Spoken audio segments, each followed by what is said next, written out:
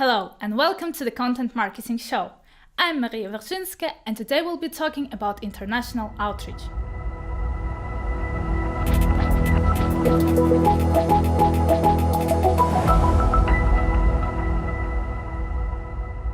Outreach is a very important part of the content marketing process. After all, what's the point of creating all that awesome content if you can't get websites to publish it? In today's episode, I'll explain exactly what outreach is, how to create a successful content outreach strategy, and what your expectations should be for various international markets. I'll also highlight the key do's and don'ts when approaching websites and what you should do once you've finished your outreach efforts. Let's start with the basics. What is outreach and how it can benefit your business? Outreach is the process of reaching out to webmasters and bloggers to ask them to promote your brand, story, product, or service by sharing your content on their websites.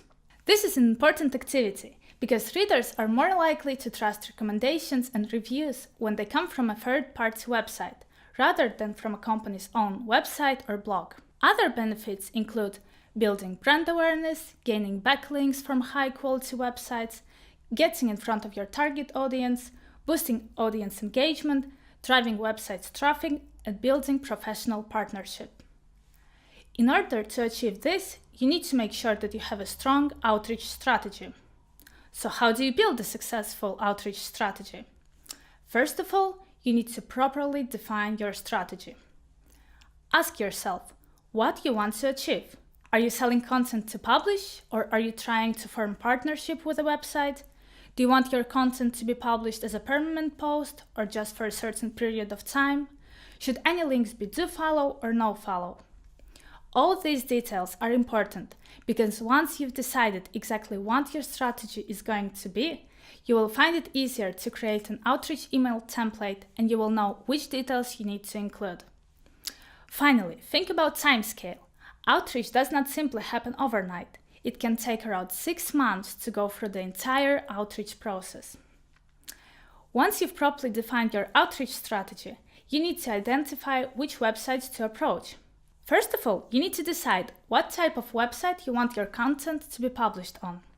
Do you want it to be published on a company website, a personal blog, or an online magazine or newspaper?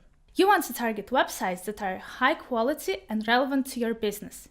Make sure they have a fresh and appropriate content and that they publish regularly. Check to see if the website has a media pack. Media packs usually contain useful information, such as what sort of cooperation they are open to and how much they charge for article publishing. Inspect the information provided in the media pack to avoid asking unnecessary questions in your email. You should also inspect each website's metrics. Mozbar is a very useful free tool that gives you advanced metrics such as domain authority, page authority, and MozRank. These metrics can help you to determine how often a website is visited, how easily it can be found in the search engine, and whether it has a good reputation. Finally, think about your budget. Most webmasters will only publish your content on their site if they get something in return, so it is important that you decide how much you are willing to spend. Be aware that the highest quality websites will charge the highest fee. Once you have decided which websites to approach, you need to write your outreach email. Keep it short, simple, and informative. Webmasters and bloggers can receive 100 emails a day, so you have to make sure that your email is interesting, catchy, and to the point. Otherwise, they will simply not read it. You should say why you're writing, what you want them to do, what you can offer them in return, and what actions you want them to take next. Make sure that you write emails in the relevant language. Don't just write in English and assume that webmasters will be able to understand it. Also, take into account that different countries have different ways of addressing and greeting people. In some countries, it is customary to use the recipient's full name, whereas in others it may be just first name or a surname and title. The style of your email should be also appropriate to the country. For example, people in Spain prefer friendly and informal style, whereas people in Germany prefer a formal approach. Make sure that your email gets to the right person, as this will save you a lot of time. As a rule of thumb, if you want to publish an article on their website, you should contact the editor. If you want to place banner or advert on the website, you should contact the advertising team. You should aim to contact between 5 to 10 websites for one piece of content. Most sites will only accept an exclusive offer, so if several sites reply saying they are happy to publish your content, you will need to send them different articles. So once you've sent your outreach emails, what kind of response rate can you expect?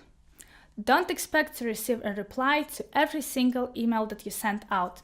This is highly unlikely to happen. Also, be aware that the response rate differs depending on the country and industry.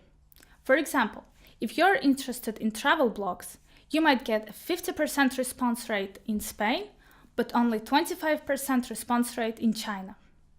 Also, whilst in some countries such as France, Spain and Brazil, they're quite quick to reply to emails, it can take a bit longer for webmasters from China and Finland to get back to you. What other country-specific differences should you be aware of? Other things that vary by country are average price that webmasters charge to publish the content on their site, a webmaster's willingness to negotiate on the terms of a deal, and the tone that webmasters use in their email.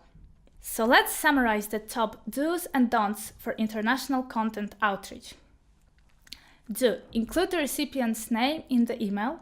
Introduce yourself in the email. Ensure that your email is clear and accurately translated and localized if you're targeting multiple languages. Ensure you have a catchy subject line. Ensure you selected relevant and quality websites to contact. And allow at least 4 to 5 days to pass before contacting webmaster again if they haven't replied to you. Don't send the webmasters the exact same email twice. Forget to attach any files and contact competitors.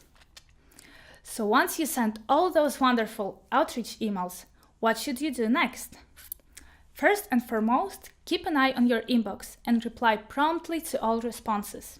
It is a good idea to create a spreadsheet to build up a database of details such as website URLs, metrics, contact details, and your own comments. If your outreach didn't work and you didn't receive any replies, don't worry. You just need to rethink your strategy. Perhaps your first email was not specific enough, or you didn't offer enough of an incentive to the webmaster. You can always contact them again asking whether they've received your previous email. Let them know that you are still waiting for a reply.